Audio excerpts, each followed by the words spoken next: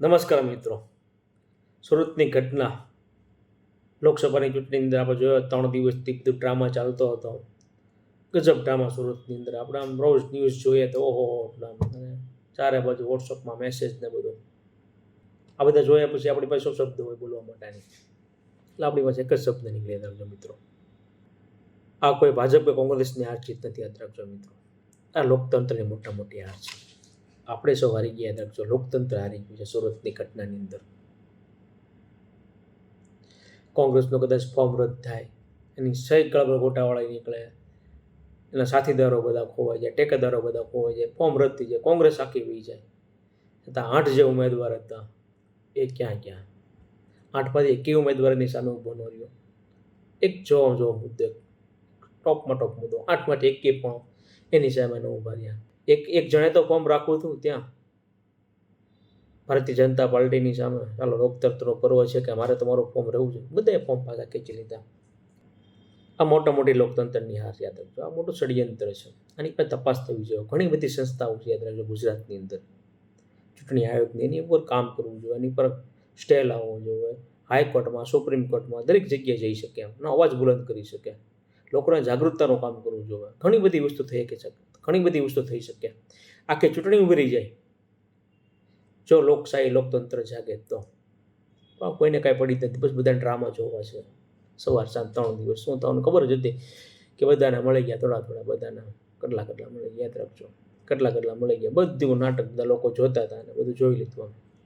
આ બધા નાટકની અંદર આપણે લોકશાહીને નાબૂદ કરીએ છીએ. યાદ રાખજો, એક તાનાશાહનો જન્મ કરીએ છીએ, એક ડરનો જન્મ કરીએ છીએ, એક ડર લોકોની વચ્ચે નાખીએ છીએ. આપણે આ બધું કરી શકીએ છીએ. અમારી પાસે પૂંજીપતિ છે, અમારી પાસે રૂપિયા છે, અમે કોઈ પણ વસ્તુ ખરીદી શકીએ છીએ. એક ડર ઉત્પન્ન કરવામાં આવે. આ બધો ડર યાદ રાખજો મિત્રો, નીચે સુધી આવે, નીચલા સ્તર સુધી આવે. એક સામાન્ય માણસ રહેતો હોય એના સુધી આવે. યાદ રાખજો, ડર એનો સમજી શકે કે શું થવાનું છે. એના મૌલિક અધિકાર પછી પોતે ભૂલી જાય છે. આજે સુરતમાં જે ઘટના બની, યાદ રાખજો, ઘણા બધા ગુજરાતની 30 માર ખાવા હશે, બુદ્ધિશાળી હશે, પ્રખર હશે બધા,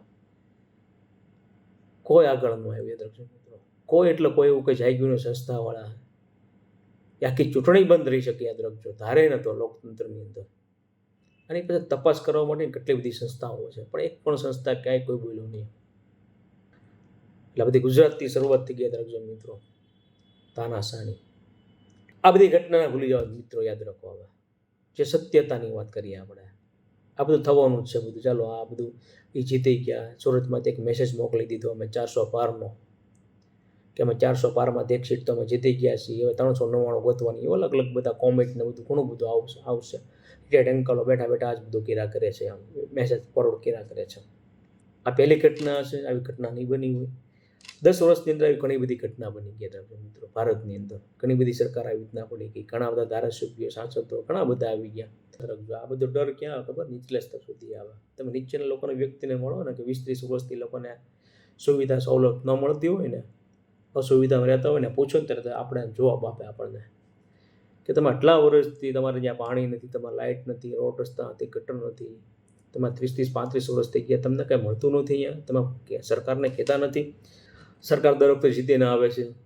30 વર્ષથી તો ગુજરાતમાં ભાજપ છે, 10 વર્ષથી કેન્દ્રમાં ભાજપ છે, તમે કામ થતું નથી. એમથી ન થાય તો બીજાને કહો, સામાન્ય વિપક્ષવાળાને કહો. તમે ત્યારથી જવાબ આવે કે અમે કોઈને ન કહી શકીએ. અમે વિપક્ષને કહીએ ને તો ભારતીય જનતા પાર્ટીના જે નેતાઓ છે ને, અમારે જ્યાં પાણીના ટાંકા બંધ કરી દે, અમારી બધી અલગ બધી સુવિધાઓ બધી બંધ કરી દે, એટલે અમે કહી શકતા. અમને બીક છે, કોઈ લોકો બોલી શકતું નથી.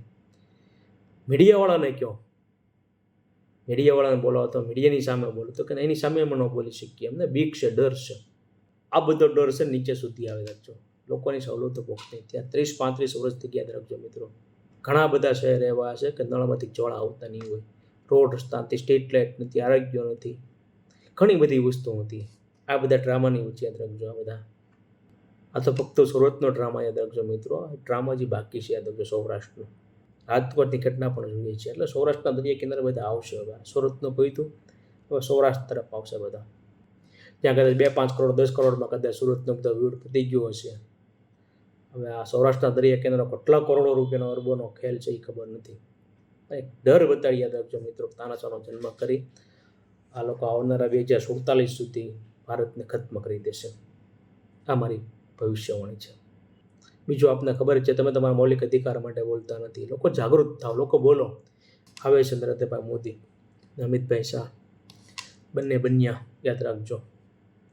એની શબ્દની માયાજાળમાં દરેક લોકો આખી લોકશાહી અંદર ફસાઈ જશે અને લોકોને ખબર નહીં પડે કે મત કઈ બાજુ દેવાય. યાદ રાખજો. જે લડાઈ છે તો સુરતની નથી, આખી જે લડાઈ છે ને સૌરાષ્ટ્રના દરિયા કિનારે. યાદ રાખજો. જો વિનાશ થશે ને તો આખો સૌરાષ્ટ્રના દરિયા કિનારો થશે. યાદ રાખજો. દ્વારકાથી લઈને ભાવનગર સુધી સૌરાષ્ટ્રના જેટલા જિલ્લાઓ છે ને એ લોકોને એમ થતું હોય છે, યાદ રાખજો મિત્રો, કે આપણે વિકાસ થવાનો છે. વિકાસ નથી થવાનો, વિનાશ થવાનો છે આવનારા સમયની અંદર. આપણે ગ્લોબલ હોર્ડિંગ તરફ જવાના છીએ આવનારા સમયની અંદર, 2047 સુધીની અંદર. અસ્પષ્ટ શબ્દ. મોટા મોટી સંસ્કૃતિ યાદ રાખજો, મોટા મોટી જાતિ, જ્ઞાતિ અને કબીલામાં વિનાશ થવાના છે આવનારા સમયની અંદર. એક સુરતની લડાઈ નથી, યાદ રાખજો. આ તો કોમન 2-5 રૂપિયાની લડાઈ છે સુરતની, યાદ રાખજો મિત્રો, હાવ કોમન. મોટી લડાઈ તો સૌરાષ્ટ્રની બાકી છે. ઉઠો, જાગો, તમારા અધિકાર માટે તમે લડો. યાદ રાખજો. આ તાનાશા લોકો આવશે, આપણી પર રાજ કરશે તો આપણે શું કરશું? આવનારી પેઢીને આપણે શું આપશું? દુઃખદ એટલે કહેવાય મિત્રો, યાદ રાખજો, કે લોકશાહીનું પતન થઈ ગયું, લોકશાહીનો નાશ થઈ ગયો. મોટા મોટી લોકશાહી આપણી છે, યાદ રાખજો મિત્રો. આમાં કોઈ કોંગ્રેસ ભાજપની હાર જીત નથી, આપણી હાર છે, આપણી લોકશાહીની હાર છે. ઉઠો, જાગો, તમારા મૌલિક અધિકાર માટે બોલો. જો લોકો જાગૃત થાય, યાદ રાખજો મિત્રો, આવનારા ભવિષ્યની અંદર તો લોકતંત્રની મોટા મોટી જીત કહેવાય. તો લોકતંત્ર બરોબર દિશામાં જઈ રહ્યું એવું આપણને લાગે. આજે જે ઘટના બની, યાદ રાખજો મિત્રો, કે લોકતંત્ર ખૂબ જ તાનાશા તરફ જઈ રહ્યું છે, આપણને એવી રીતના બતાવી રહ્યું છે. આભાર. જય સિયારામ. વંદે માતરમ. ભારત માતા કી જય. જય જવાન, જય કિસાન.